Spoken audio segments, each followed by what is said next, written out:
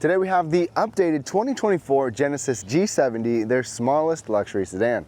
One of the big updates for 2024 is the base model now gets a bigger engine, a more powerful engine, and it is more fun to drive. Today we're going to take a good look at the exterior details, the interior details, and get it out on the road for a test drive. Let's get started. All right, y'all, let's take a quick look at the exterior here. So this 2024 model has an updated powertrain, and this is the Sport Prestige. So one of the packages, this one's gonna still come in at under $50,000, where the 3.3 liter Sport Prestige that I had was a little over $50,000. So you've got the radar sensor right up front, a big Genesis logo right here, LED turn signals, LED daytime running light, LED headlight is all standard right there. I think this looks really slick, really sharp. Over here, these are optional 19-inch wheels, Genesis branded calipers, but these are Brembo brakes, which are standard now for 2024. The paint color on this one is kind of a nice, deep looking red. It's Cavendish red. It is an optional paint. It is premium. You have to pay extra for it. And like I said, optional 19-inch wheels here. 18-inch wheels are standard. And the overall dimensions of this G70, it is on the smaller side. It's about 184 inches long.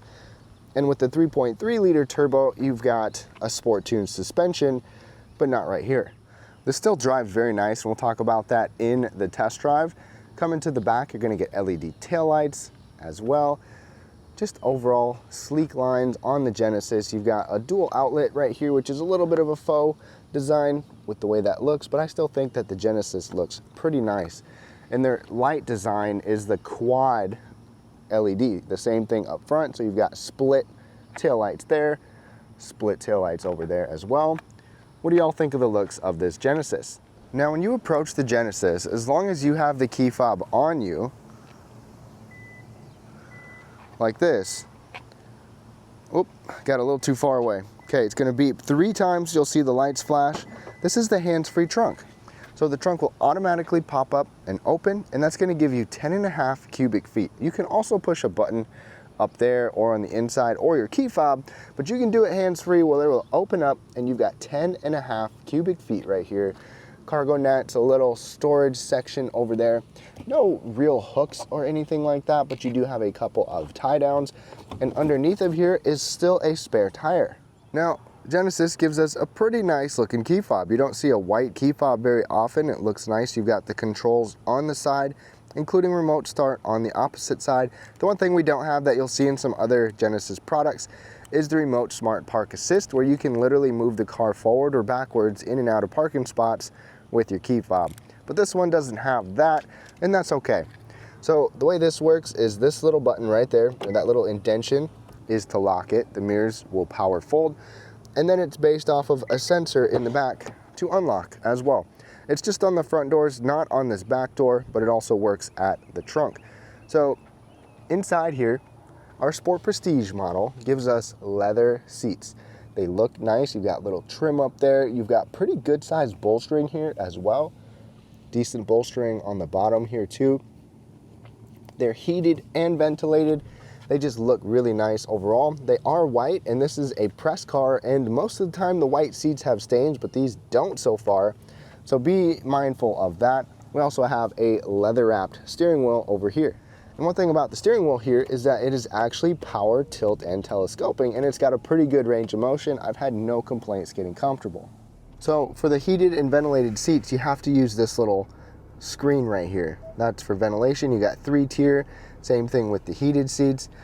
And it's, you know, it stays there all the time. This little screen down here is new, so it's permanent. It's not like other touch screens where you have to toggle through menus and stuff. Everything is just right there, and it stays there, which is nice. And being in the G70 a couple of different times now, in a couple 100 miles, maybe 300 miles on this car, I've been comfortable the whole time. Coming into the back seat, one of the weaknesses is the back seat space overall. We'll climb in and see what that's like, but this is a smaller sedan, so you can't expect that much.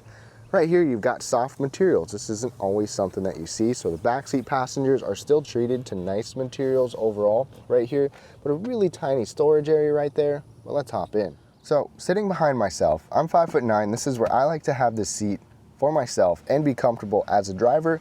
I definitely am pretty tight here with foot space. There's no wiggle room right there. I have enough knee clearance, which is good and dandy. One little concern I'll show you in a second though, but we get air conditioning vents, which is great. You also have 2 USB-C charging ports. Even though it's rear wheel drive, there's a massive hump in the middle, so you can pretty much forget about a middle passenger being in the middle. But one cool thing, Genesis, like in their bigger sedans, gives you the luxury executive treatment to where you can move this seat out of the way when you're sitting back here. Let's say that you're getting driven around, or you know, there's nobody in the front seat. You can sit there, move that seat from this spot, and have a whole bunch of leg room. We also get a fold down armrest right here, and it's not just a boring armrest and cup holder. You actually have a little bit of trim right here. It just looks nice, and this is softly padded. The one concern though is that my hat is touching the roof. There's not a ton of headroom, so I can't sit up tall and be comfortable. Now, taking a quick look at the interior here, the push button start is right there. Push button start is going to be standard. Like I said, a leather steering wheel. It's got nice control, or nice grips on it. Over here, one thing I did not mention is that we have memory settings for the driver's side, 2-position memory for your seats. You've got nice metal trim on the speaker grill, and this trim looks nice overall. We've got soft material up here for your arm, nice soft here, padded armrest, a good size grab handle, but a pretty small bottle holder down there. I'm going to be a little bit more brief in this one because I have showed the G70 before, and this one gives us controls on both sides of the steering wheel. Over here we've got some of our cruise control settings. You can do your lane centering, your distance control, actual cruise control. This is how to toggle between setting it, resuming your cruise, or pausing your cruise. And then this little wheel and this are what control that somewhat small screen right there. So instead of taking up the entire screen, we just have this 8-inch display, unlike some other Hyundai or Genesis models. I still like it because it gives you all the information that you need.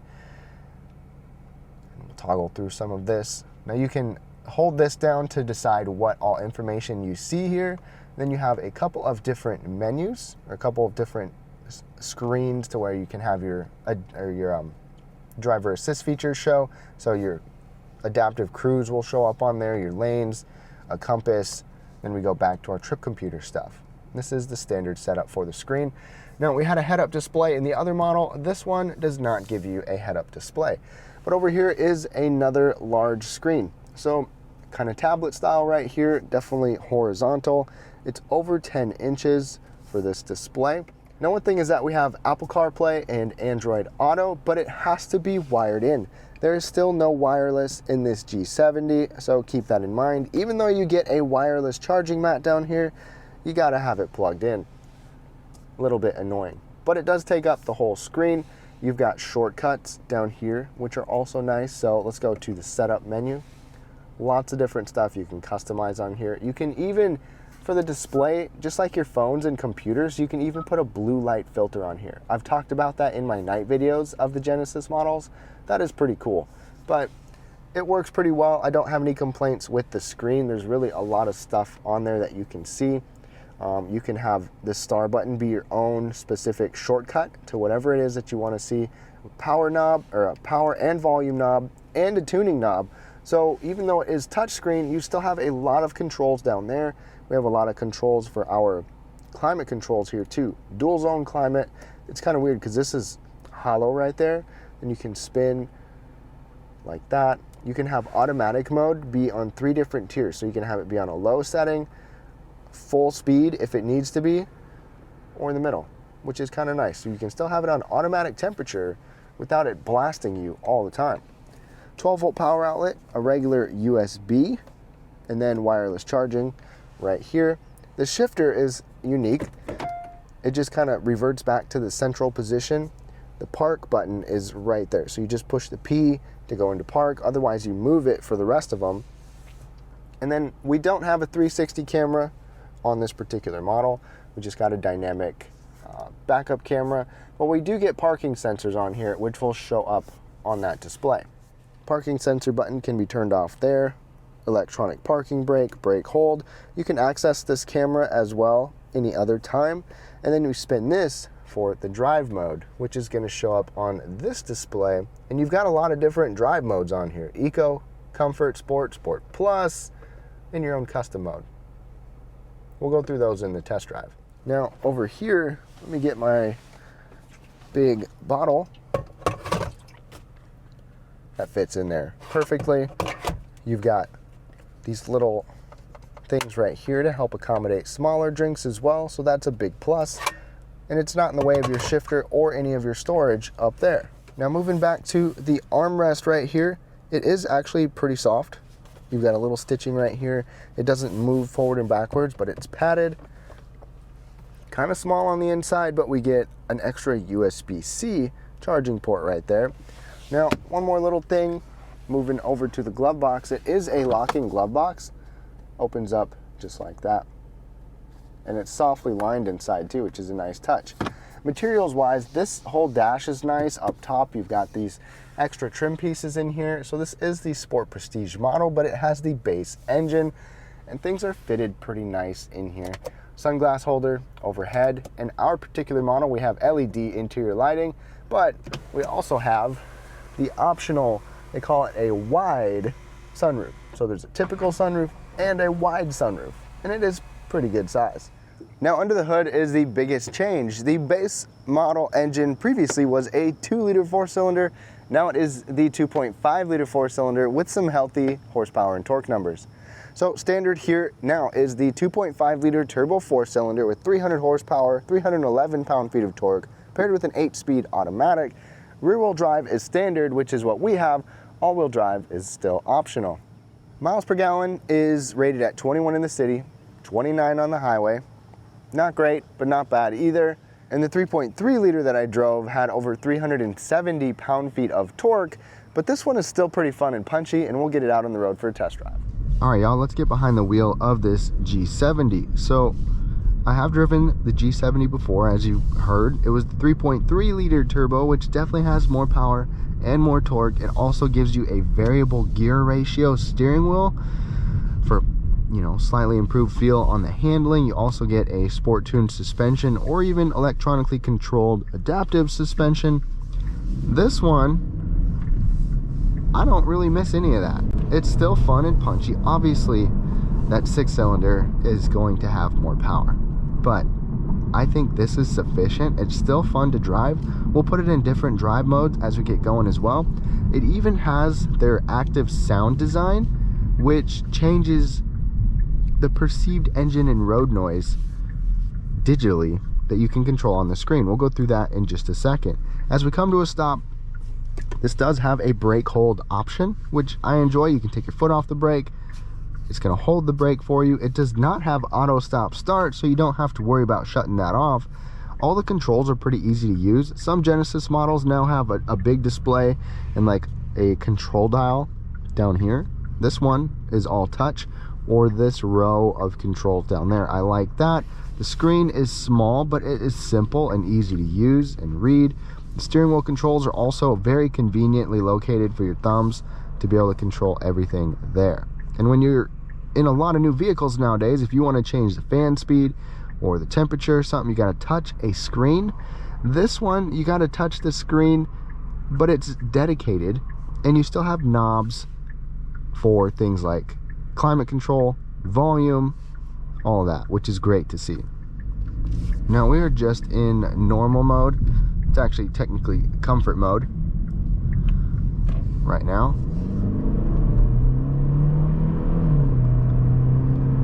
But a little bit of throttle and it gets us up to speed very quick. The 8-speed transmission has been a little bit slow at times, but it's been smooth. And that's the biggest thing, I think, is that it's not jerky. It just does the job. This is a rougher textured road, so there is some road noise that comes in, but noise in here is not bad at all, really. You've got laminated glass right there on the sides to help suppress the wind noise. Again, still a rougher textured road. Pedal down. Even at higher speeds, you still get a pretty good amount of power that comes out. This is not just torque heavy. You still get good horsepower numbers too. Brembo brakes are standard. They have a nice feel. This is a really big bump right here. And in terms of ride comfort, this G70's been comfortable. I wouldn't say it's a standout necessarily with its ride comfort. It's kind of a balance of somewhat firm, but a good amount of comfort as well. So it still handles well, but the ride comfort is totally reasonable for an everyday driver and still comfortable on luxury standards. Now let's put us in sport mode. So sport mode, you get the powertrain that ramps up, you go to Sport Plus, and your traction control turns off. I'm gonna leave it in Sport Plus. Pedal down.